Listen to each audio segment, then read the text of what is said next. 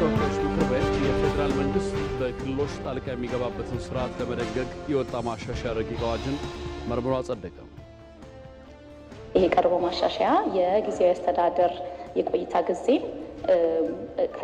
በክልሉ ካለው ነባራዊ ሁኔታ የጸጥታ የፖለቲካ ሁኔታ አኳያ በማራዘም ዘላቂ ሰላምን ለማስገኘትና ህገ መንግስታዊ ስርዓቱን ለመጠበቅ ጥሩ መደላድል የሚያስቀምጥ ነው ማለት ነው።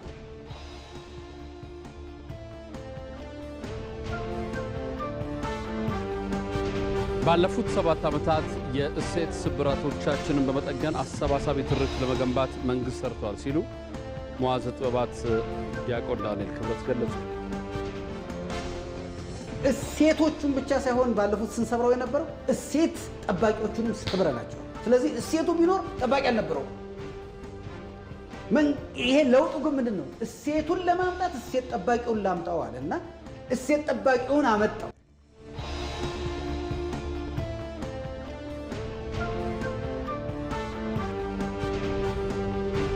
ባለፉት 7 ዓመታት የኢትዮጵያ ብሔራዊ ጥቅም ተደርገው ከተወሰዱ ጉዳዮች መካከል የባህር በር ጥያቄ መመለስ ዋነኛ ሆኗል።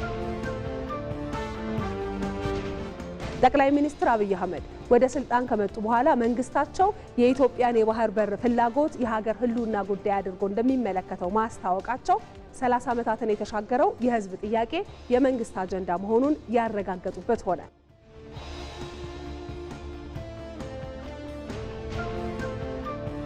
በዩክሬን ምርጫ ይካሄዳል መባሉ ውዝግብ ማስነሳቱ እየተነገረ ነው።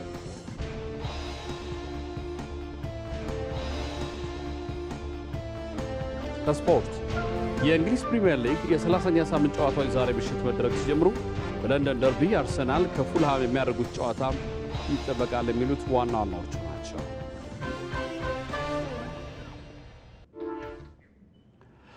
መጋቢት 23 2017 ዓ.ም ጤና ይስጥልኝ እንደምን አመሻችሁ። የኢትዮጵያ ቴሌቪዥን ነው። ኢቲቪ 57 ሶስተኛ ክፍል ላይ ደርሷል።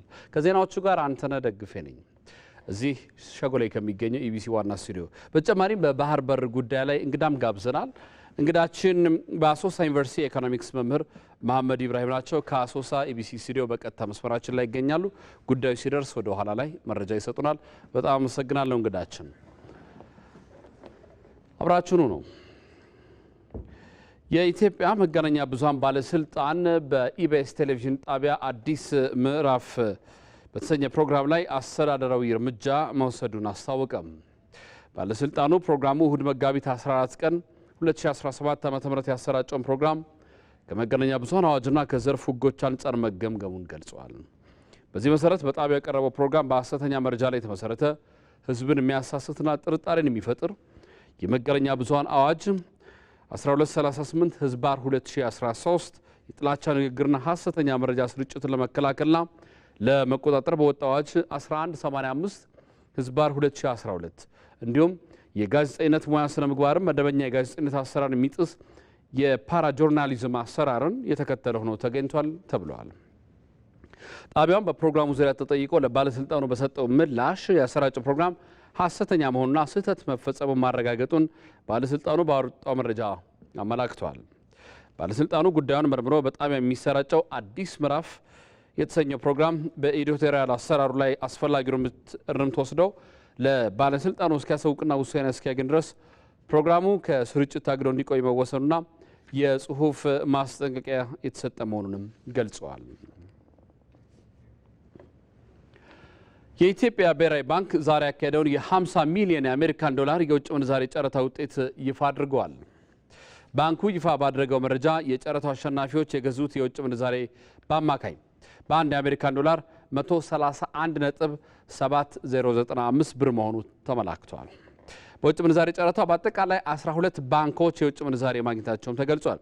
የሚቀጥለው የውጭ ምንዛሬ ጨረታ በኢትዮጵያ ብሔራዊ ባንክ በ2 ሳምንት ውስጥ የሚካሄድ መሆኑንም የተጠቆመው የውጭ ምንዛሬ ጨረታው የሚካሄድበት ቀንና ሰዓት ከጨረታው ዕለት አንድ ቀን ቀደም ብሎ ይፋ እንደሚደረግም ተጠቅሷል።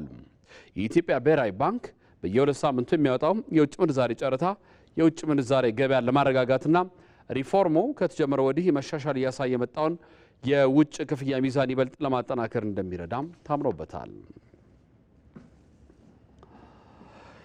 የህዝብ ተወካዮች ምክር ቤት የፌዴራል መንግስት በክልሎች ጣልቃ የሚገባበትን ስርዓት ለመደንገግ የወጣ ማሻሻያ ረቂቅ አዋጅን መርምሮ አጽድቀዋል። ማሻሻያው ከዚህ በፊት የነበረውን የጊዜያዊ አስተዳደር ቆይታ ጊዜ ማራዘም የሚያስችል ነው። አባዲ ወይናይ ተጨማሪ አለው። የህዝብ ተወካዮች ምክር ቤት ባካሄደው መደበኛ ጉባኤው የፌዴራል መንግስት በክልሎች ጣልቃ የሚገባበትን ስርዓት ለመደንገግ የወጣው ማሻሻያ ረቂቅ አዋጅ አጽድቋል። አዋጁ በክልሎች የጊዜያዊ አስተዳደር የጊዜ ቆይታ ማራዘም የሚያስችል ነው። በህዝብ ተወካዮች ምክር ቤት የመንግስት ዋና ተጠሪ ሚኒስትር ተስፋዬ በልጅጌ አዋጁ ከዚህ በፊት ሲነሱ የነበሩ ችግሮችን የሚፈታ መሆኑን የገለጹት የጊዜያዊ አስተዳደሩ ቆይታን ለማራዘም ውሳኔ የሚሰጠው የፌዴሬሽን ምክር ቤት በዓመት 2 ጊዜ ብቻ የሚሰበሰብ መሆን እንዲሁም አዋጁን ትግበራ አስፈላጊ የሚያደርጉ እጅግ ውስብስብ የጸጥታና የፖለቲካ ችግሮችን ለመፍታት የሚያስፈልገው ጊዜ እንደ ጉዳዩ ክብደት ስለሚለያይ በአዋጁ የተቀመጠው ጊዜ ገደብ ከነባራዊ ሁኔታ ጋር የማይጣጣም ሆኖ በመገኘቱ በአዋጁ አተገባበር ወቅት ክፍተት ፈጥሯል እና ቀጣይ አዋጁን አፈጻጸም ይበልጥ ውጤታማ ለማድረግ በማስፈለጉ ይህ ረቂቅ ማሻሻያ አዋጅ ቀርቧል። የህዝብ ተወካዮች ምክር ቤት አባላት የፌዴራል መንግስት በክልሎች ጣልቃ የሚገባበትን ስርዓት ለመደንገግ የወጣው ማሻሻያ ረቂቅ አዋጅ ወቅታዊና አስፈላጊ መሆኑን የጠቀሱት ትግራይ አካባቢ ያለውን ነገር ለማረም ለማስተካከል እየተከደበት ያለው ሁኔታ ጥሩ ነው። ይሄ የተከበረው ምክር ቤት ያው እስከነስሙ የህዝብ ተወካይ ነው። የህዝብ ተወካይ ሲባል ከያስከፈ የሀገራችንን ህዝብ ነው የሚመለከተውና ከዚህ አኳያ የቀረበው ማሻሻያ የተዘለሉ ነገሮች ከዚህ የተጠቆመው ነገር ታሳቢ ተደርጎ ቢጸድቅ ጥሩ ነው። የፌዴሬሽን ምክር ቤት በዓመት 2 ጊዜ ብቻ የሚገናኝ ስለሆነ ይህንን ችግር ለመፍታት በአንድ በኩል ለአፈ ጉባኤው ስልጣን ለመስጠት ነው። የአፈ ጉባኤውን ስልጣን ደግሞ አቢዩዝ እንደማያደርግ ፉል ፓወር ደግሞ ለፌዴሬሽን ምክር ቤት ስልጣን ይሰጣል። ስለዚህ እኔ በጣም አስፈላጊ ማሻሻያ ስለሆነ ተቀብለን ብናጸድቀው የሚል የድጋፍ ሀሳብ ለመስጠት ነው የቀረበልን ማሻሻያ። በተለይም እንደተጠቀሰው አንቀጽ 15 በጣም ወሳኝ፣ በተለይም አሁን ካጋጠመን ችግር አንጻር መሰረታዊ ድንጋጌዎች ይዞ የመጣ ነው። በጣም ተገቢ ነው። የፍትህ ሚኒስትሯ ሀና ራያ ስላሴ አዋጁ ለጊዜያዊ አስተዳደር ተጨማሪ የጊዜ ቆይታ በመስጠት ዘላቂ ሰላምን ለማምጣት የሚያግዝ ነው ብለዋል። በዚህ ማሻሻያ ላይ ከተካተተው እንዴት ይራዘማልና በምን መልኩ ይራዘማል የቆይታ ጊዜው ከሚለው በተጨማሪ የመጨረሻው ንዑስ አንቀጽ 7 ላይ የተቀመጠው ይሄ ውሳኔ ሲተላለፍ ጊዜያዊ አስተዳደሩ ህገ መንግስታዊ ስርዓቱን አደጋ ላይ የጣለውን ነገር በማስተካከል ወደ መደበኛ ምርጫ ለመግባት ሊያደርግ የሚገባውን ነገር በዝርዝር በዚህ የማራዘሚያ ውሳኔ ላይ ሊካተት እንደሚችል ተቀምጧል። በአጠቃላይ ይሄ ቀርቦ ማሻሻያ የጊዜያዊ አስተዳደር የቆይታ ጊዜን በክልሉ ካለው ነባራዊ ሁኔታ የጸጥታ የፖለቲካ ሁኔታ አኳያ በማራዘም ዘላቂ ሰላምን ለማስገኘትና ህገ መንግስታዊ ስርዓቱን ለመጠበቅ ጥሩ መደላድል የሚያስቀምጥ ነው ማለት ነው። አዋጁ በ2 ድምፅ ታቅቦ በአብላጫ ድምፅ በዛሬው ዕለት ጸድቋል።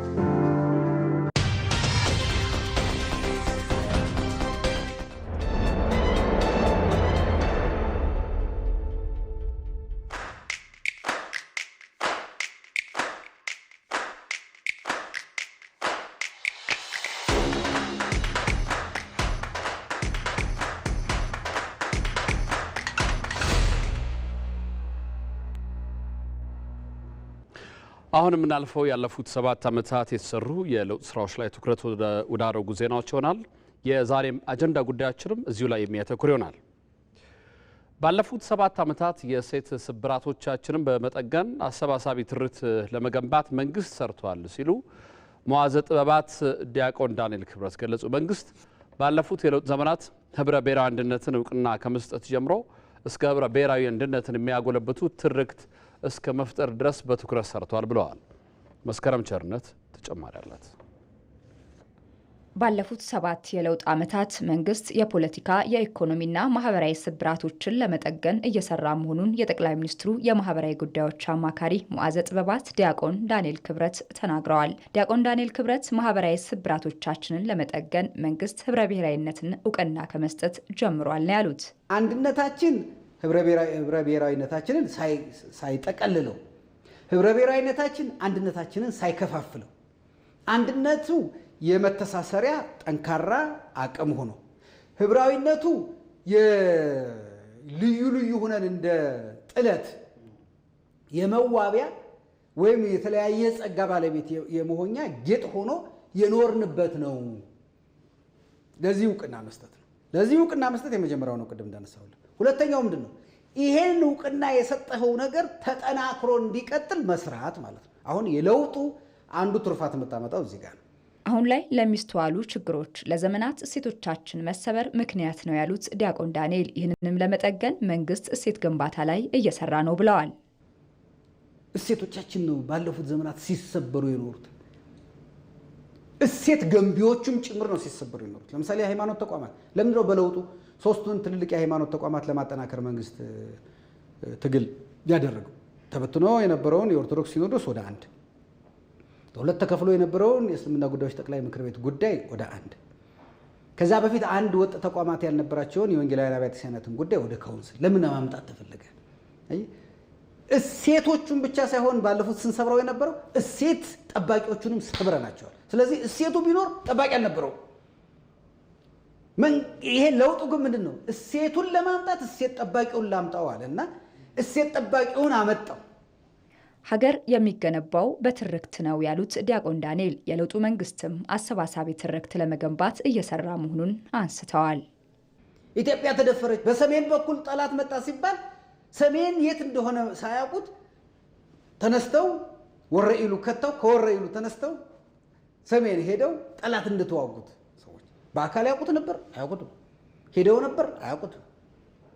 ብዙዎቻችን ለህዳሴው ግድብ ያዋጣ ነው ህዳሴው ግድብ ሂደን ብቻ አይደለም ሳንሄድ በመንፈስ የዛ አካል አድርገን። ለምን የጋራ አንዱ ሀገር የሚገነባው በጋራ ትውስታ ጭምር ነው። አገር ሁሉንም አደርስበትም፣ ሁሉም ቦታ አደርስም፣ ሁሉን ወረዳ አትደርስም፣ በሁሉም ታሪክ ውስጥ እኮ አትሳተፍም። ወደኋላ ሄደ በሁሉም ታሪክ ውስጥ አትሳተፍም፣ ወደፊትም ሄደ በሁሉ ነገር ውስጥ አትኖርም። እድሜ እስከፈቀደ ድረስ ብቻ ነው። አሁንም ሁሉም የኢትዮጵያ ክፍል ውስጥ በሚደረጉ ነገሮች ሁሉም ውስጥ ልትሄድ አትችልም። ግን ምን ይኖርሃል? የጋራ ትውስታ ይኖርሃል። ችግሮቻችንን ሁሉ በመሳሪያ ለመፍታት ከመጣር ይልቅ ጠያቂና በመረጃ ብቻ የሚያምን ማህበረሰብ ለመገንባት መስራት እንደሚያስፈልግም ተናግረዋል። ጠያቂ ማህበረሰብ ነው ማፍራት ያለብን፣ ሰሚ ብቻ አይደለም። እውነት ነው ወይ? የት፣ መቼ፣ ለምን፣ ማን፣ እንዴት እያለ የሚጠይቅ የሚያነጥር፣ መጀመሪያ ጠይቆ አንጥሮ በመረጃና በማስረጃና በተጠየቅ ወይም በሎጂክ ነገሮችን የመቀበል ልማድ ሊኖረን ነው። ባለፉት ዓመታት መንግስት ከከፋፋይ ይልቅ አንድነትን የሚያጎለብቱ ትርክቶች ላይ በትኩረት መስራቱም ተነስቷል። ባለፉት 7 ዓመታት የኢትዮጵያን የዲጂታል ኢኮኖሚ ግንባታ እውን ለማድረግ የተሰሩ ስራዎች ተጨባጭ ውጤት ማምጣታቸውን የኢትዮ ቴሌኮም ዋና ስራ አስፈጻሚ ፍሬሕይወት ታምሩ ተናገሩ። የኢትዮጵያ የቴሌኮም አገልግሎት ከለውጡ በፊት የነበሩበትን ተግዳሮቶች ለመሻገር የተሰሩ የማሻሻያ ስራዎች ዘርፉ ዛሬ ላይ ለደረሰበት ደረጃ ወሳኝ ሚና እንዳላቸውም ዋና ስራ አስፈጻሚዋ ተናግረዋል። ከማህሌት ታደለ ጋር ቆይታ ያደረጉትን እንከታተል። የኢትዮ ቴሌኮም ዋና ስራ አስፈጻሚ ፍሬሕይወት ታምሩ ከኛ ጋር ቆይታ ለማድረግ ፈቃደኛ ሆነው ስለተገናኘን እጅግ አድርጌ አመሰግናለሁ። ማህሌትን በጣም አመሰግናለሁ። እንኳን ደህና መጣሽ። መልካም። ኢትዮ ቴሌኮም ከለውጡ በፊት በተለይ ደግሞ 2010 መጀመሪያና ለውጡም ከጀመረ በኋላ ህልውናው ላይ አደጋ የሆኑ ለዲጂታል ኢኮኖሚው ማበርከት ያለበትን አስተዋጽኦ እንዳያበረክት እንቅፋት የሆኑ ተግዳሮቶቹ ምን ነበሩ ከሚለው ጥያቄ እንጀምር። አንደኛው ተግዳሮታችን ለዚህ ራዕይ ምንድን ነበረ ካልችል የኢንተርኔት ተደራሽነት በጣም ውስን ነበረ። ኢትዮ ቴሌኮም በ2010 ያቀርብ የነበረው የኢንተርኔት አገልግሎት ለምሳሌ 4G በጣም ውስን በሆኑ ጥቂት ቦታዎች ላይ አዲስ አበባ ላይ ብቻ ነው የነበረው። ሌላኛው ፍላጎቱ ለማስፋፋት ቢኖርም ኢንቨስት ማድረግ ደግሞ ውስንነት፣ የፋይናንስ ውስንነት፣ የአቅም ውስንነት ሌላው ተግዳሮት ነው ማለት ነው። የደንበኞችን ፍላጎት መሰረት ያደረገ አገልግሎቶችን ማቅረብ በጣም አስፈላጊ ነው። ስለዚህ አሁን ወደ 2010 ስንመለስ እንደምታስታውሱት ሁላችሁም የምትገልጹን የነበረው በጣም ውድ የቴሌኮም አገልግሎት አቅራቢዎች ነበር። ይሄ ትልቅ ተግዳሮት ነው። አጠቃላይ ሴክተሩ የሚመራበት የነበረው አስተሳሰብ በራሱ ዲጂታል ኢትዮጵያን እውን ለማድረግ የቴሌኮም አስቻይ ሚናነት ወይም ደግሞ የቴሌኮም ዘርፍ በአንድ ሀገር እድገት ላይ የሚኖረውን ጉልህ ሚና በሚገባ መረዳት ያስፈልግ ነበር። ኢትዮ ቴሌኮምን ጥራት ያለው ዘመናዊ ቴክኖሎጂዎችን የሚጠቀም ተደራሽ የሆነ አገልግሎት መስጠት የሚችል ተቋም በማድረግ ለዲጂታል ኢኮኖሚ ግንባታው አስተዋጽኦ ማበርከት እንዲችል በማድረግ በኩል የተሰሩ የሪፎርም ስራዎችስ ምን መልክ ነበራቸው? በአዲስ አበባ የነበረውን ውስን የነበረውን 4G ወይም ደግሞ ፈጣን የኢንተርኔት አገልግሎት ወደ 500 የሚሆኑ ከተሞች ዛሬ ላይ ተደራሽ ሆነዋል ማለት ነው። የመክፈል አቅምን ያገናዘበ ታሪፍ እንዲኖር ማድረጋችን የኢንተርኔት አገልግሎቱን ስናስፋፋ ተጠቃሚዎችም በዛው ልክ እንዲያድጉ ሆኗል ማለት ነው። ይህም በቁጥር ካየነው ምን ይመስላል ካልን በ2010 ወይም በፈረንጆቹ አቆጣጠር 2018 ላይ ወደ 17 ሚሊዮን የሞባይል ኢንተርኔት ተጠቃሚዎች ነበሩ። ዛሬ ላይ ደግሞ 45 ሚሊዮን የኢንተርኔት ተጠቃሚዎች አሉን ማለት ነው። ከ4G አገልግሎት ባሻገር ሀገራችንን ተወዳዳሪም ከማድረግ እንደዚሁም ደግሞ ከአዳዲስ ቴክኖሎጂዎች ተጠቃሚ ከማድረግ አንጻርም የአምስተኛው ትውልድ አገልግሎትም የሞባይል አገልግሎት ያስጀምር ነው። በዚሁም የለውጥ ጉዞ ውስጥ ነው ማለት ነው። ሌሎችም የዲጂታል መሰረተ ልማት ምንላቸው እንደነ ክላውድ ያሉ ዲጂታል ኢትዮጵያን እውን ለማድረግ ዲጂታል አገልግሎቶችን በገጠርም በከተማም ለማስፋት ትልቅ አስቻይ ሚና የተጫወተ ነው ማለት ነው። ወደ 52 ሚሊዮን ደንበኞች ያሉት የሞባይል መኒ አገልግሎት ቴሌብር በዚህ ሂደት ውስጥ የመጣ ነው ወይም የተወለደ ነው ማለት ነው። ታላቅ ሀገርና ሕዝብ እያገለገልን ነው የምንለው በምክንያትም እውነትም ነው። ስለዚህ ከዛ አንጻር ያንን የሚገባውን አይነት አገልግሎት ለመስጠት በርካታ ማስፋፊያዎችን እየሰራን ነው። አዳዲስ ቴክኖሎጂዎችን እያስገባን ነው። ራሱ ከቴክኖሎጂው አንጻር ውስንነቶች ይኖራሉ።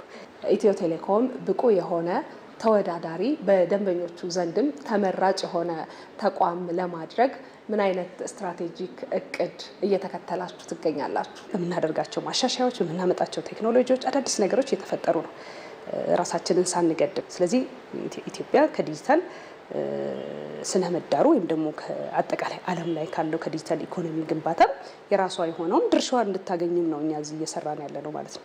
በሀገራችን 130 ዓመት የቆየን ተቋም ማስቀጠል ብቻ አይደለም፣ በጥንካሬ ብቻ አይደለም፣ በመሪነት ማስቀጠል እንደዚሁም በእድገት ማስቀጠል። ስለዚህ የደንበኞቻችንን ፍላጎት መሰረት ያደረገ ደግሞ ማሻሻያዎችን እድገትን ማድረግ ያስፈልጋል ማለት ነው። የኢትዮ ቴሌኮም ዋና ስራ አስፈጻሚ ፍሬህይወት ታምሩ ለቃለ ምልልስ ፈቃደኛ ስለሆኑ ከኔ ጋርም ቆይታ ስላደረጉ እጅግ አድርጌ አመሰግናለሁ። ማህሌትን በጣም አመሰግናለሁ። ባለፉት 7 ዓመታት በተወሰዱ የማሻሻያ ስራዎች የኢትዮጵያ ኢኮኖሚ በተለያዩ ተግዳሮቶች ውስጥ አልፎ እድገት ማስመዝገቡ ተገለጸ። በሀገር በቀል ኢኮኖሚ ማሻሻያ የተገኙ ስኬቶችን በተሟላ ማክሮ ኢኮኖሚ ማሻሻያ መጠናከር በቻሉም ይገለጻል። ሳራ ስላሴ ተጨማሪ አላት። ከሀገራዊ ለውጡ ጅማሮ አንስቶ ባለፉት 7 ዓመታት የኢትዮጵያ ኢኮኖሚ በጠንካራ መሰረት ላይ እንዲገነባ ያግዛሉ በተባሉ 5 ምሰሶዎች ላይ ትኩረት ተደርጎ በመሰራት ላይ ይገኛል። በመጀመሪያው ሀገር በቀል የኢኮኖሚ ማሻሻያም አመርቂ ውጤቶች መመዝገባቸውን በገንዘብ ሚኒስቴር የፊዚካል ፖሊሲ አማካሪው መዝገቡ አምሃ ይገልጻሉ። የመጀመሪያው ምዕራፍ ተግባራዊ በምናደርግበት ጊዜ እንደዚሁ ተጨማሪ በርካታ ተግዳሮቶችን እንደገና ኢኮኖሚ ቢያስተናግድም በዚህ ውስጥም የኢኮኖሚ እድገት ማስመዝገብ ተችሏል። የኤክስፖርት ገቢያችንንም በተወሰነ ደረጃ ከማሽቆልቆል እንደገና እንዲያንሰራራ ማድረግ ችለናል። በፋይናንስ ዘርፉም እንደዚሁ በርካታ ለውጦችን በማምጣት ለግል ዘርፉ የሚያቀርበውን የፋይናንስ አቅርቦት እንዲያሻሽል በእጅጉ በጣም እንዲሻሽል ማድረግ የተቻለበት ሁኔታ ነው ያለው። በአንደኛው ምዕራፍ የኢኮኖሚ ማሻሻያ የነበሩ ተግዳሮቶችን ለማለፍና በዓለም አቀፍ ደረጃ ተወዳዳሪና ዘመናዊ ኢኮኖሚን ለመገንባት ከሐምሌ ወር 2016 ዓ.ም ጀምሮ የተሟላ የማክሮ ኢኮኖሚ ማሻሻያ ትግበራ ወደ ስራ ገብቷል። በዚህም የተሻለ ውጤት መታየት መጀመሩን ነው አማካሪው የሚገልጹት። ማሻሻያ አድርገን በዚህ ረገድ የገቢ አፈጣጠሙ ስኬታማ ነው የሚያሰኝ መንገድ ላይ ነው ያለው። በተለይ በዚህ ዓመት ትልልቅ የገቢ እድገት እየታየ ነው ያለው። በታክስ ረገድ በተለይ አሁን ስናየው ወደ ከ76% በላይ በአመታዊ እድገት እያሳየ ነው ያለው የታክስ ገቢ። ወጪያችን በገቢያችን ልክ የመሸፈን ፊስካል ዴፊሲታችንን በመንግስት ግምጃ ቤት ሽያጭ ላይ ብቻ በማድረግ የፊስካል ዴፊሲታችንን እየሸፈን ያለበት ሁኔታ ነው ያለው። ስለዚህ ከዚህ አንጻር ጥሩ ስኬት ነው ያለው ማለት ይቻላል። የተደረገው የኢኮኖሚ ማሻሻያ የመንግስት የዕዳ ክምችት ከመቀነስ ባለፈ በገቢና ወጪ ንግድ ላይ ያለውን መዛባት ለማስተካከልም ሚና እንዳለው ነው የተገለጸው። ይሁንና የሚስተዋለውን የዋጋ ንረት ለማርገብ ከግል ዘርፉ ጋር ተባብሮ መስራት እንደሚያስፈልግ ነው የአዲስ አበባ ንግድና ዘርፍ ማህበራት ምክር ቤት ምክትል ፕሬዝዳንት አይችሉም ከበደ የሚናገሩት። በአዲስ ቻምበርም እንደገና በአዲስ አበባ ዘርፍ ምክር ቤትም ትኩረት አድርገን እየሰራን ያለ ነው ኢንፍሌሽን የምንቀንስበትን ኢንፍሌሽኑ ደግሞ የሚወርድበትን። ምክንያቱም ኢንፍሌሽኑ የሚወርደው አምራች ዜጋን ስናፈራ ነው። አምራች ዜጋው በጣም በሃይሊ ኢኒሼቲቭ ሆኖ ነው አሁን እየሰራ ያለውና ያንን ነገር ደግሞ ማበረታታት ይፈልጋል። ስናበረታታ ከባንክ ይጀምራል። የፋይናንስ ዝግጅት ይፈልጋል። የመሬት ዝግጅቱም መንግስት በቻለው አቅም እየሰጠን ያለው። ፋይናንስ ዝግጅት ደግሞ ባንኮች ከመንግስት ጎን ቆመው ቢሰሩ ፕራይቬት ካምፓኒዎች ስለሆኑ የተሻለ ነገር አብሮ ይመጣል ብዬ አስባለሁ። ባለፉት 7 የለውጥ ዓመታት በተከናወነው የኢኮኖሚ ማሻሻያ በተለያዩ ተግዳሮቶች ውስጥ ተከታታይ እድገት መመዝገቡን ጠቅላይ ሚኒስትር አብይ አህመድ በቅርቡ በህዝብ ተወካዮች ምክር ቤት ቀርበው በሰጡት ማብራሪያ ገልጸዋል። በዚህ ዓመትም የ8.4 በመቶ እድገት ለማስመዝገብ እየተሰራ መሆኑን ጠቁመዋል። ኢትዮጵያ 8.4% ለማደግ አቅዳ ይህን ለመተግበር ከፍተኛ ጥረት እያደረገች ትገኛለች። ባለፉት 8 ወራት የነበሩ የኢኮኖሚክ እቅዶቻችን አፈጻጸም እንደሚያመላክቱት በሚቀጥሉት 4 ወራት ይህንኑ ተግባር አጠናክረን መድገም ከቻል በዘንድሮ ዓመት ካቀድነው ከ8.4 በላይ ልናሳካ እንደምንችል ይጠበቃል። በኢትዮጵያ ታሪክ ውስጥ ታይተው የማይታወቁ ውጤቶች ተመዝግበዋል። ባለፉት 7 ዓመታት ኢትዮጵያ በየዓመቱ በአማካኝ የ7.2 በመቶ የኢኮኖሚ እድገት አስመዝግባለች። ኢትዮጵያ ባለፉት 7 ዓመታት በግብርናው ዘርፍ ምርታማነትን ለመጨመር መስኖ ላይ የሰራችው ስራ በስንዴ ራሷን የመቻል ውጤት ያስገኘላት መሆኑ ተገለጸ። በግብርናው ዘርፍ በዓመት 3 ጊዜ ማምረት መቻሉ በሀገሪቱ ኢኮኖሚያዊ እድገትን የማፋጠን ጉልህ አስተዋጽኦ እንዳለውም ተጠቁሟል። የመራደም ያሰናዳውን ሰለሞን ጸጋ ያቀርበዋል። በኢትዮጵያ ከዛሬ 7 ዓመት በፊት የመንግስት ለውጥ ሲደረግ ለግብርናው ዘርፍ ትልቅ ቦታ ተሰጥቶ እንደሚሰራ ጅማሮ የተቀመጠው ዘርፉን ከ5ቱ የኢኮኖሚ እድገት ምሰሶዎች አንዱ በማድረግ ነው። ካለፉት 7 የለውጥ ዓመታት ወዲህ የሀገሪቱን የኢኮኖሚ ስብራቶች ለማስተካከል ተስፋ ተጥሎበት በዘርፉ በተሰራው ስራ ታዲያ ተጨባጭ ለውጥ ማስመዝገብ ስለመቻሉ መንግስት በተደጋጋሚ ሲገልጽ ቆይቷል። ባለፉት 5-6 ዓመታት በተሰሩ ስራዎች ዘንድሮ ብቻ የአነስተኛ አርሶ አደሮች የሰብል ሽፋን ከ17.5 ሚሊዮን ሄክታር ወደ 20.5 ሚሊዮን ሄክታር ማደግ ችሏል። ይሄ ትልቅ እመርታ ነው። ኩታ ገጠም የሚል እንቅስቃሴ መጀመራችን በግልጽ የሚታወስ ሲሆን እስከ ባለፈው ዓመት ድረስ 8.7 ሚሊዮን ሄክታር መሬት በኩታ ገጠም የተሸፈነ ቢሆንም ዘንድሮ ወደ 11.8 ሚሊዮን ሄክታር ማደግ ችሏል። የመሬት ሽፋን ብቻ ሳይሆን ኩታ ገጠምም በከፍተኛ ደረጃ እመርታ አሳይቷል። ከዚህ በፊት እምብዛም ያልነበረው በትራክተር ተጠቅሞ ማልማት የሜካናይዜሽን እርሻ አሁን ላይ ግን ለዘርፉ በተሰጠው ትኩረት በሀገሪቱ በስፋት ሲተገበር ተስተውሏል። ኢትዮጵያ በግብርናው ዘርፍ ስኬታማ የሆነችበት የበጋ ስንዴ ልማት በአዲስ አብዮት አዲስ ታሪክን የጻፈችበት ነው። ውሃ ሊለማ የሚችል መሬትና የሚያለማ የሰው ኃይልን አቀናጅታ የልማት ግስጋሴ ውስጥ የገባችው ኢትዮጵያ ራስን የመቻል ታምራዊ ስኬት አስመዝግባለች። ስንዴ ከውጭ ማስገባት የለባትም ኢትዮጵያ ማምረት አለባት ብሎ ለወሰኑ ሰዎች እንደ ተአምር ሊወሰድ ይችላል። ዛሬ ኢትዮጵያ በአፍሪካ ከፍተኛው ስንዴ አምራች ሀገር አድርጓታል። የበጋ ስንዴ ልማት አስተዋሽ አጥቶና ተዘንግቶ የነበረውን የሀገርን የውሃና የመሬት ሀብት እንዲሁም ሊያለማ የሚችል የሰው ኃይልን አቀናጅቶ በመስራት በዓመት 3 ጊዜ ማምረት አስችሏል። ከዚህ በፊት ስንዴን ከውጭ ለማስገባት በዓመት እስከ $1 ቢሊዮን ታወጣ የነበረችው ሀገር በራሷ አምርታ ራሷን የመቻል ጉዞ የገባችው በእነዚሁ 7 የለውጥ ዓመታት ነው። ከዚህ ባሻገርም የበጋ ስንዴ ልማት የለውጡ ዓመታት አንዱ መገለጫም እንደሆነ ይጠቀሳል። የመንግስት ለውጥ በተደረገ በዓመቱ በ3500 ሄክታር መሬት ላይ በኦሮሚያና በአፋር ክልሎች በማልማት አህዱ ብሎ የተጀመረው የበጋ ስንዴ አሁን ወደ 4 ሚሊዮን ሄክታር መሬት መሻገሩን የግብርና ሚኒስቴር ገልጿል።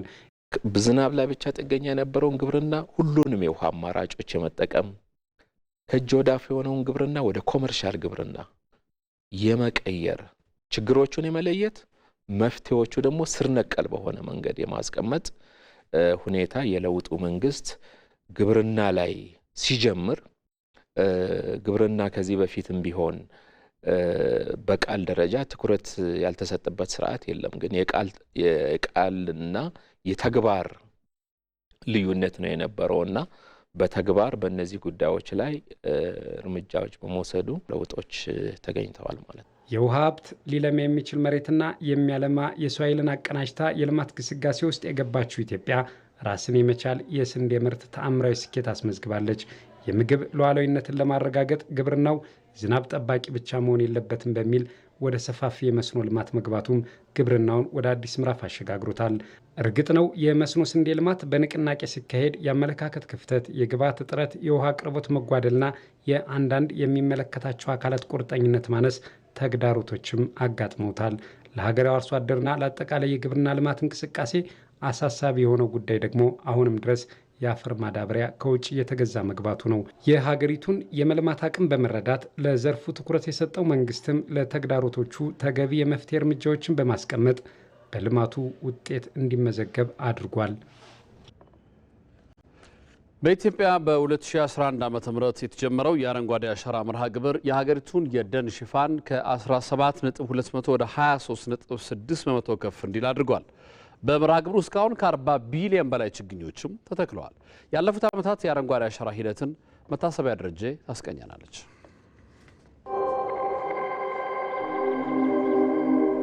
ሰዎች በተፈጥሮ ላይ ያደረሱት ጥፋት የደን ሽፋን እንዲመናመን እንዲሁም ደግሞ የመሬት መራቆት እንዲከሰት ምክንያት ሆኗል። ይህ ችግር ታዲያ ኢትዮጵያም ውስጥ አለ። ለምሳሌ 1950ዎቹ ላይ የኢትዮጵያ የደን ሽፋን 40% የሀገሪቱን መሬት ይሸፍን ነበረ። 1990ዎቹ ላይ ታዲያ ይህ ቁጥር ወደ 3% ዝቅ ማለት ችሏል። ይህ የደን ሽፋን መመናመን የፈጠረው የአየር ንብረት ለውጥ ለጎርፍ አደጋ መከሰት፣ ለረሃብ እንዲሁም ደግሞ በሀገሪቱ ለድርቅ መከሰትም ምክንያት ሆኗል። ይህንን ታሳቢ በማድረግ 2011 ዓ.ም ላይ የተራቆተን መሬት ለመሸፈንና የአየር ንብረት ለውጥ ተጽዕኖን ለመከላከል የአረንጓዴ አሻራ መርሃ ግብር ተጀመረ።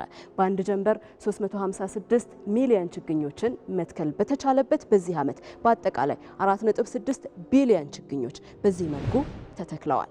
እነዚህ ችግኞች የመልክዓ ምድሩን ገጽታ መቀየር የቻሉ እንዲሁም ደግሞ የምግብ ዋስትናን ለማረጋገጥ በሚደረገው ጥረት ውስጥ ትልቅ አበርክቶ መስጠት የቻሉ ናቸው። ታዲያ ይህ ቁጥር እያደገ መጥቶ በዓመት 7.6 ቢሊዮን ችግኝ መትከል ተችሏል። የ2016 ዓ.ም መርሃ ግብር ለዚህ ማሳያ አድርገን ማንሳት እንችላለን። እንግዲህ ባለፉት 6 ዓመታት 40 ቢሊዮን ችግኞች በሀገር አቀፍ ደረጃ ተተክለዋል። እነዚህ ችግኞች ከአካባቢ ጥበቃ ባለፈ የምግብ ዋስትናን ለማረጋገጥም ጭምር የሚረዱ ናቸው።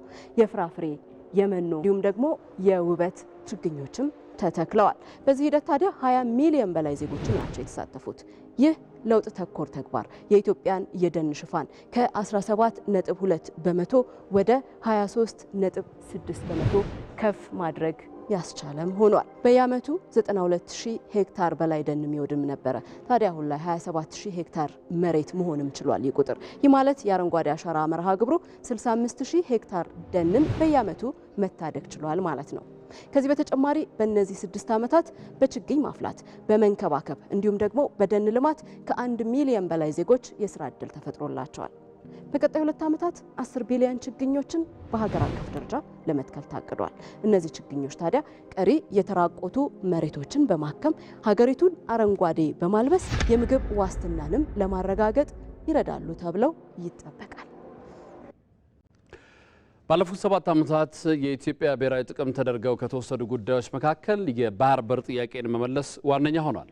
የኢትዮጵያን የ30 ዓመታት ቁጭት የሆነውን የባህር በር ጥያቄ መመለስ የሀገርን ሕልውና ማረጋገጥ ነው በሚል መንግስት የተለያዩ እንቅስቃሴዎችን እያደረገም ይገኛል።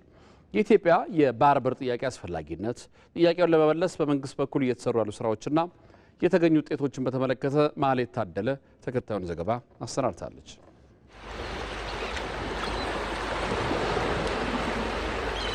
በዓለም ላይ ካሉ 10 ቁልፍ ስትራቴጂካዊ የውሃ ላይ መንገዶች ውስጥ ሁለቱን በሰሜን ግብጽ ሲናይ ልሳነ ምድር የሚገኘውን የስዊዝ ካናልና በደቡባዊ አቅጣጫ ህንድ ውቅያኖስን የሚያገናኘውን ባቤል ማንደብን ይዟል። 2250 ኪሎ ሜትር ርዝመት፣ 355 ኪሎ ሜትር ስፋትና 438000 ስኩዌር ኪሎ ሜትር አጠቃላይ ሽፋን ያለው በአፍሪካና በእስያ መካከል የሚገኝ ዋነኛ የንግድ መተላለፊያ መስመርም ነው። በዘይትና በከበሩ ማዕድናት የበለጸገ የዓለም ሀገራት አይን ማረፊያ እጅግ ሞቃታማ ባህር ነው ቀይ ባህር። ከዓለም ንግድ 12 በመቶ፣ በእስያና በአውሮፓ መካከል ከሚደረግ ንግድ 40 በመቶ፣ ከዓለም ነዳጅ ንግድ 15 በመቶ የሚከወንበት እንዲሁም በየዓመቱ ከ30 እስከ 50 ሺህ የሚጠጉ መርከቦች የሚመላለሱበት ባህር ነው። በአካባቢው ያለው የሽብርተኞች እንቅስቃሴ፣ የሀገራት የውስጥና የውጭ ግጭቶች እንዲሁም ስፍራው ከእስያ ወደ አውሮፓና አሜሪካ ለሚደረጉ የንግድ እንቅስቃሴዎች ዋነኛ የመተላለፊያ መስመር መሆኑ ስትራቴጂካዊ ተፈላጊነቱን ከፍ አድርጎታል። ለዚህም ነው በቀይ ባህር አዋሳኝ የሚገኙት የኢትዮጵያ ጎረቤቶች ጅቡቲ፣ ኤርትራ፣ ሱዳን፣ ሶማሊያ የዓለም ሀያላንን ጨምሮ የበርካታ ሀገራት የጦር ሰፈሮች መገኛ የሆኑት። አሜሪካ፣ ቻይና፣ ፈረንሳይ፣ ሳውዲ አረቢያ፣ ጃፓን፣ ጣሊያንና ስፔን በጅቡቲ ባህር ዳርቻ፣ የተባበሩት አረብ ኤሚሬቶችና ሩሲያ በኤርትራ፣ ቱርክ፣ አሜሪካና ዩናይትድ ኪንግደም በሶማሊያ እንዲሁም ሩሲያ በሱዳን የጦር ሰፈር የመሰረቱና ለመመስረት ከስምምነት ላይ የደረሱ ሀገራት ናቸው። እነዚህ ሀገራት ባህር ውቅያኖሱን አቆራርጠው ቀይ ባህር ላይ የጦር ሰፈሮችን፣ የባህር ኃይል ወደቦችንና የአየር ማሰልጠኛዎችን ሲገነቡ ከባህሩ በቅርብ ርቀት ላይ የምትገኘው ኢትዮጵያ ያሏት 9 መርከቦች መልህቃቸውን የሚጥሉት በሌሎች ሀገራት ወደቦች ላይ ከሆነ ከ30 ዓመታት በላይ ተቆጠሩ። የባህር በር በቀጠናው ካለው ጂኦፖለቲካዊ ተፈላጊነትና አስተማማኝ ሰላምና ደህንነትን ከማረጋገጥ አኳያ ጊዜ የማይሰጠው የኢትዮጵያ የህልውና ጉዳይ ነው። ቀድሞ ገናና የባህር ኃይል የነበራት ሀገር በቀይ ባህርና በዙሪያ ገባው የሚካሄዱ እንቅስቃሴዎችን መከታተል፣ አስፈላጊውን እርምጃ መውሰድና የራሷን ጥቅም ማስከበር የምትችለው በባህሩ ላይ የራሴ ነው የምትለውን ስፍራ መያዝ ስትችል ብቻ ነው። በኢኮኖሚው ረገድም ቢሆን ከዓመታዊ ገቢዋ 25 በመቶ የሚሆነውን ከወደብ ኪራይና ከተያያዥ ጉዳዮች ጋር በተገናኘ የምታወጣ ሀገር ከ120 ሚሊዮን በላይ ህዝብ ይዛ ከባህር በር ውጪ የምታልመውን እድገትና ብልጽግና ማሳካት ቀላል አይሆንላት። ኢትዮጵያ የባህር በር አልባ ሆና በኖረችባቸው ዓመታት ለምን የሚለውን ጥያቄ በአደባባይ ማንሳት ነውር ሆኖ ኢትዮጵያውያን ውስጣቸው የሚብሰለሰልበት የዓመታት የህልውና ጥያቄያቸው ሆኖ ቆይቷል። ጠቅላይ ሚኒስትር አብይ አህመድ ወደ ስልጣን ከመጡ በኋላ መንግስታቸው የኢትዮጵያን የባህር በር ፍላጎት የሀገር ህልውና ጉዳይ አድርጎ እንደሚመለከተው ማስታወቃቸው 30 ዓመታትን የተሻገረው የህዝብ ጥያቄ የመንግስት አጀንዳ መሆኑን ያረጋገጡበት ሆነ። ኢትዮጵያ የባህር በር ጥያቄዋን በሰላማዊ መንገድ ብቻ የማሳካት ፍላጎት እንዳላት ደጋግማ አሳይታለች። በዚህም በቱርክ አንካራ ከሶማሊያ ጋር ስምምነት በመፈራረም የባህር በር ጥያቄዋ ጎረቤቶቿን የማይጎዳ በትብብርና በወዳጅነት መንፈስ የሚተገበር መሆኑን አረጋግጣለች። ስምምነቱ ኢትዮጵያ የባህር በር ለማግኘት ከሀገራት ጋር ወደ ግጭትና ጦርነት ልትገባ ነው የሚሉ መላምቶች ትክክለኛ ለመሆናቸውንና ሀገሪቱ በቀጠናው ሰላምና መረጋጋትን ለመፍጠር የምትሄድበትን ርቀትም ያመላከተ ነው። የኢትዮጵያ የባህር በር ጥያቄ ፍትሐዊነቱ በዓለም አቀፍ ሕጎች የሚደገፍ ከመሆኑ ባሻገር በሀገራትና በተቋማት ያለው ተቀባይነትም ከፍ እያለ መምጣት ችሏል። በተባበሩት መንግስታት የባህር በር ሕግ አንቀጽ 69 ከንዑስ አንቀጽ 1 እስከ 5 በተደነገገው ሕግ መሰረት ኢትዮጵያ ከሀገራት ጋር በሚደረግ ስምምነት የባህር በር የማግኘት ከባህሩ የተፈጥሮ ሀብት የመጠቀምና በባህሩ ላይ የመሸጋገር መብት አላት። ኢትዮጵያ የባህር በር ባለቤት የምትሆነው መቼ ነው ለሚለው ጥያቄ ቁርጥ የሆነ መልስ መስጠት ባይቻልም የማይቀርና ጥያቄው ምላሽ እስኪያገኝ ድረስ የትውልዱ ብሔራዊ አጀንዳ ሆኖ መቀጠሉ ግን እሙን ነው።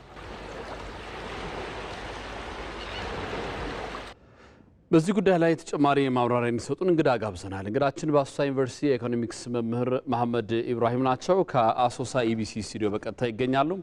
በጣም አመሰግናለሁ አቶ መሐመድ። እንግዲህ ቀደም ሲል ባልደረባችን ማህሌት ያሰናዳችው ጉዳይ ነበረ የባህር በር በተመለከተ በተለይ የባህር በር ያላቸውና የሌላቸውን እያነጻጸረች ከብዙ አንግል አይተዋለች። እኔም ማንሳት የምፈልገው ጥያቄ የባህር በር ባለቤት የሆኑ ሀገራትን እንደ ማንጸሪያ እንጠቀምና በተለይ ለአንድ ሀገር ኢኮኖሚያዊ እድገት ያለው ፋይዳ እንዴት ይገለጻል የሚለውን ላስቀድም። አመሰግናለሁ አንተነህ። እንግዲህ የባህር በር በኢኮኖሚ አስተምህሮ ወይም በኢኮኖሚ ቲዮሪ እንደ አንድ የኢኮኖሚ ፋክተር ወይም ነጥብ ተብሎ ሊወሰድ ይችላል። ወይም ባህር በር እንደ አንድ የኢኮኖሚ ሴክተር ነው። ሰርቪስ ሴክተር፣ አግሪካልቸር ሴክተር እና ሌሎች ሴክተሮች እንዳለን ሁላ ባህር በር እንደ አንድ ሴክተር ተደርጎ ሊወሰድ ይችላል። እንደዚህ ሆኖ ሳለ ግን በአጠቃላይ በዓለም ላይ 37 በጣም ባለማደግ ወይም ባለማደግ ችግር ውስጥ አሉ ከሚባሉ ሀገራቶች ውስጥ 15ቱ በላንድ ሎክድ ወይም ባህር በር የሌላቸው ተብሎ ነው የሚወሰዱት። በዚህ ላይም ከድህነት ወለል በታች አብዛኛው የሚገኙ ሀገራቶች የባህር በር የሌላቸው ሀገራቶች ነው ማለት ይቻላል። እና ባህር በር አለመኖር እንደ አንድ ያለማደግ ነጥብ ሆኖ እየተወሰደ ነው ያለው አሁን ባለው ሁኔታ ማለት ነው። የዩናይትድ ኔሽን ኢኮኖሚ ኮሚሽን ፎር አፍሪካ ላንድ ሎክድ ፋክት ሺት የሚባል አንድ አለ እና እዛ ላይ የሚያነሳው ነጥብ ሁሌ የሚያስቀምጡት ነገር በተለይ ከ2020 ወዲህ እነዚህ ያላደጉ ሀገራቶች ያላቸውን የባህር በር አለመኖራቸው ምክንያት ብቻ የአመታዊ ጂዲፒያቸው ወይም አመታዊ ጥቅል ምርታቸውን ብቻ ሲታይ 4.8 ከመቶ ዝቅ ያለ ነው። በአጠቃላይ ደግሞ እነዚህ ሀገራቶች ማደግ የሚጠበቅባቸውን እድገት ከታየ 20% ወይም ከ20 ከመቶ ዝቅ ያለ እንደሆነ ወይም ማደግ ከነበረባቸው 20 ዝቅ ያለ እንደሆነ እየተወሰደ ነው ያለው ማለት ነው። በተለይ ከ2020 ወዲህ በጣም የእነዚህ ሀገራቶች ተጽዕኖ ስር የመውደቁ ደግሞ በጣም ከፍ ያለ ነው የመጣው። በእነዚህ ሀገራቶች ደግሞ የሚያመርቱት ምርት ወደ ውጭ ሀገር ወይም ወደ ዓለም ገበያ ሲልኩ መወዳደር ወይም ተወዳዳሪነታችሁ ሲታይ በመቶኛ ከ5 እስከ 10% ዝቅ ያለ ወይም መወዳደር አይችሉም ማለት ነው ከሌሎቹ ሀገራቶች ጋር በዓለም ገበያ ላይ ያላቸው ተጽዕኖ ዝቅ ያለ እንደሆነ ኢቭን የነሱ የሚልኩትን ምርቶች በቮሊዩም ወይም በመጠን ከፍ ብል እንኳን ከ5 እስከ 10% ከተወዳዳሪነታችሁ ዝቅ ያለ እንደሆነ ብዙ ጥናቶች ያሳያሉ ማለት ነው። እንዲሁም በተጨማሪ ደግሞ እነዚህ ያላደጉ ሀገራቶች ያላቸውን የጂዲፒ ፐር ፐርሰን ወይም የጥቅል ምርት ከነፍስ ወከፍ አንጻር ሲታይ $1,000 በላይ ዝቅ ያለ እንደሆነ ብዙ ጥናቶች የሚያሳይ ነው የሚሆነው ማለት ነው። በጥቅሉ ግን ወደ ሀገራችን ስንመጣው እንደው ኢትዮጵያ ምንድነው እየሆነ ያለው ከታይ እንግዲህ ኢትዮጵያ የሚታወቀው እነዚህ ቡና፣ ቆዳና ሌጦ፣ ፍራፍሬዎች እና ሌሎቹ ወደ ዓለም ገበያ ትልካለች ተብሎ ነው የሚጠበቀው። እየላከችም ነው ያለው። በጣም የምንኮራባት ምርቶቻችን ነው።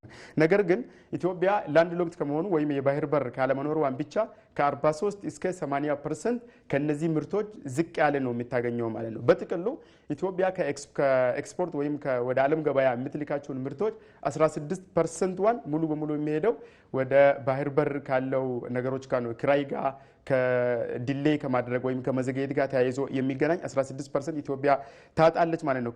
ከዚህ አንጻር በጥቅሉ ግን ስናየው የኢትዮጵያ የጂዲፒ በየአመቱ 16 ብቻ ሳይሆን ከ20 እና እስከ 25% በየአመቱ የሀገሪቱ ጂዲፒ ዝቅ ያለ እድገት ውስጥ ነው ያለው ባህር በር ካለመኖሩ አንጻር ማለት ነው። እንግዲህ ባህር በር ለአንድ ሀገር ከህልውናም በላይ ነው እየሆነ ያለው። ለዚህ ነው ብዙ ሀገራቶች ስናያቸው ከፍተኛ የውትወታ ስራዎች እየሰሩ ያሉ ከፍተኛ ጥያቄዎች ማንሳት የጀመረው ማለት ነው። ምክንያቱም ከዚህ በፊት የነበረው የባህር በር ያለመኖር ተጽዕኖና በዚህ 10 ዓመት ውስጥ ደግሞ ሲታይ አሁን እየወጡ ያሉ ጥናቶች እጅግ በጣም ከፍተኛ ተጽዕኖ ስር እየወደቁ ነው ያሉት ሀገራቶች ማለት ነው። እነዚህ ባህር በር ካለው ብዙ የማሪታይም እና ሌሎቹ ጥያቄዎች በዛ ውስጥ ሊነሱ ስለሚችሉ ማለት ነው። ምክንያቱም ባህር በር ከኢኮኖሚ ግሮዝ ወይም ከምጣኔ ሀብት እድገት ጋር ቀጥተኛ የሆነ ወይም አዎንታዊ የሆነ ግንኙነት ያለው በተለያዩ ጥናቶች ላይ ተረጋግጧል ማለት ነው። ስለዚህ ሀገራችን ኢትዮጵያ እየሄደችበት ያለው የኢኮኖሚ እድገት ከባህር በር ካለመኖሩ ጋር ፍጹም የማይጣጣምና ብዙ ነገሮች እያጣች እንደሆነ በብዙ ጥናቶች ማየት እንችላለን ማለት ነው።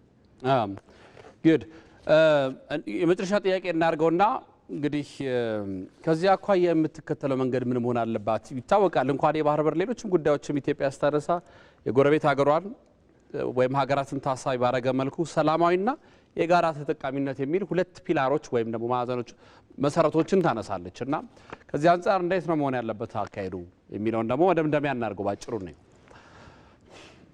እንግዲህ ኢትዮጵያ የሄደችበት ያለው መንገድ በጣም ጠቃሚ የሚባልና ብዙም ጎጂ ነው የሚባል አይደለም። ነገር ግን ባጭሩ ለማስቀመጥ ኢትዮጵያ የሄደችበት ያለው አንደኛ ተጠናክሮ መሄድ አለበት።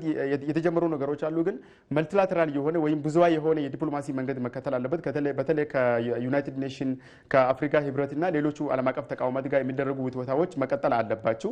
ሌላው ደግሞ እዚህ ላይ ከብዙሃን ዲፕሎማሲ ላይ መከተል አለበት ብዬ የማስበው ለአንድ ሎክት የሆኑ ሀገራቶቹ አላይ መፈጠር መቻል አለበት። በተለይ እንደነ ሃንጋሪ፣ ስዊዘርላንድ፣ ማሊ እና ሌሎቹ ከዚህ በፊት ያሳኩም ያላሳኩ ሀገራቶች ጋር አላይት ወይም ቲም ነገር ተፈጥሮ ድምፁን ከፍ ማድረግ ይቻላል። በሌላ ደግሞ ወደ ቀጠናው ስንመጣ የመልቲላተራል የሆነ ወይም ሁለትዮሽ የሆነ ግንኙነቶቹ በተለይ ከኢኮኖሚ አግሪመንት ጋር ተጠናክሮ መቀጠል አለበት። ምክንያቱም በቀጠናው ያሉት የጎረቤት ሀገራቶች ፍላጎት ተለይቶ በጥናት ተለይቶ ከነሱ ሀገራቶች ጋር የሚሰሩባቸው መንገዶች ተጠናክሮ መቀጠል አለበት። በእርግጥ የተጀመሩ በጣም ጥሩ ነገሮች አሉ። ነገር ግን አፍሪካ ቀንድ ያሉ ሀገራቶች ከኢትዮጵያ የሚፈልጓቸው ነገሮች አሉ። በተለይ ህዳሴ ግድብ እያለቀ ከመምጣቱ ጋር በተያያዘ የሚፈልጉትን ፍላጎት ያሟላን፣ እኛ ደግሞ የምንፈልገው የሚያሟሉበት ሁኔታዎች መከተል አለብን ብዬ አስባለሁ። ሌላኛው ደግሞ የኢትዮጵያ የታሪካዊ ነጥቦች አሉ፣ የህጋዊ ነጥቦችም አሉ። ይሄ ሂስቶሪካል ክሌም እና ሌጋል ክሌም የምንላቸው በዚህ ላይ በይበልጥ አጎልተን ለዓለም ለቨሬጅ ማድረግ አለብን፣ ማሳየት አለብን ብዬ አስባለሁ። ሌላኛው እና ደግሞ በጣም በደንብ ልንሄድበት የሚገባው ወይም ኢትዮጵያ ይዛ መቀጠል ያለበት የፐብሊክ ዲፕሎማሲ የምንለው ነው። በተለይ በሚኒስትሪ ሚዲያዎች ሊሆን ይችላል፣ በሶሻል ሚዲያዎች ሊሆን ይችላል። ከዲያስፖራ ጋር የሚሰሩ ውትወታዎች እና የሚደረጉ ጥናቶች፣ የሚደረጉ የሚዲያ ተጽዕኖዎች በጣም ከዚህ በላይ መቀጠል አለበት ተብሎ ይታሰባል። የመጨረሻ እዚህ ጋር የማነሳው የኢኮኖሚ ጀስቲፊኬሽኑ ነው። ሀገራችን ኢትዮጵያ በየትኛው መድረክ ላይ የምታደርጋችሁ ውትወታዎች የምታደርጋችሁ መንገዶች ሁሉ የኢኮኖሚ ጀስቲፊኬሽን አጎልተን ማሳየት አለብን። በተለይ የሃንጋሪ ምሳሌ ካነሳን ከፍተኛ መንገድ የሄዱበት ኢኮኖሚ ጀስቲፊኬሽን ላይ ያደረጉት ነገር ነው ማለት ይቻላል። በጣም ነው የማመሰግነው። በአሶሳ ዩኒቨርሲቲ የኢኮኖሚክስ መምህር መሐመድ ኢብራሂም ከአሶሳ ኢቢሲ ስቱዲዮ በቀጥታ ተገኝተው ለሰጡን ማብራሪያ እጅግ ነው የማመሰግነው። መልካም ምሽት። አመሰግናለሁ።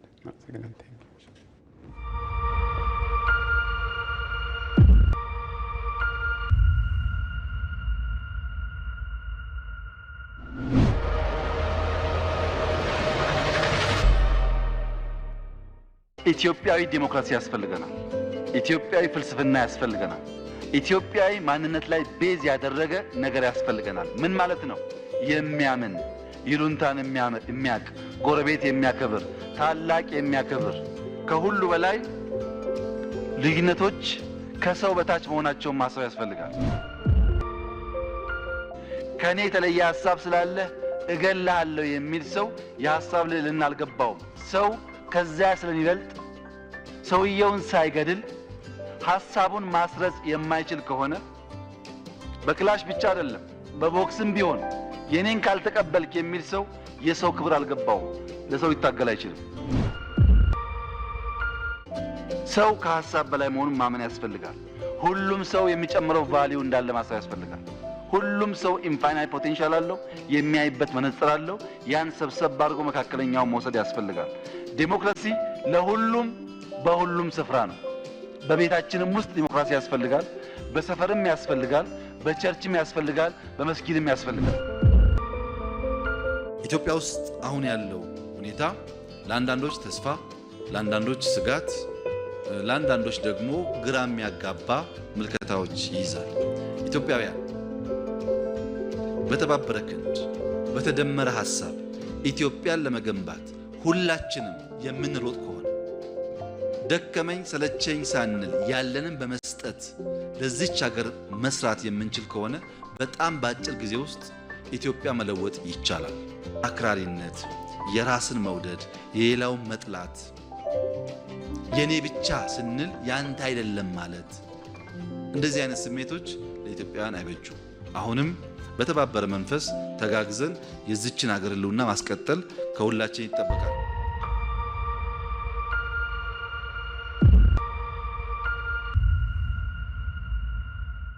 عيد مبارك عيد عيد مبارك عيد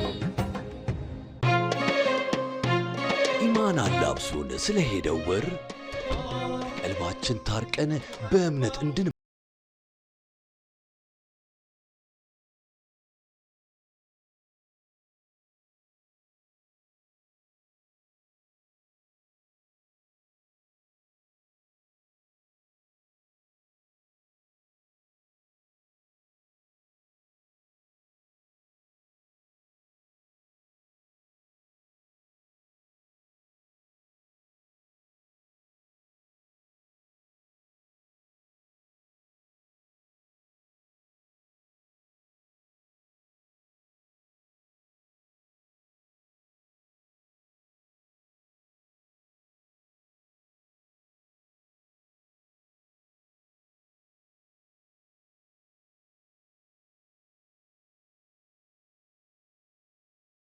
ብር ተጨማሪ ጉርሽ የሚያገኙ መሆኑን በአክብሮት እንገልጻለን። ኢድ ሙባረክ።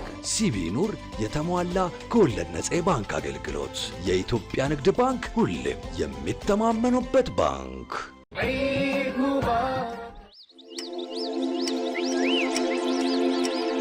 በነገው የአዲስ ቀን የዜና መሰናዶ የሀገር ጉዳይ የዚህ ትውልድ ዳግማዊ አድዋ የሆነውን ታላቁን የኢትዮጵያ ህዳሴ ግድብ የተመለከቱ ሀሳቦችን በጥልቀት እንመለከታለን።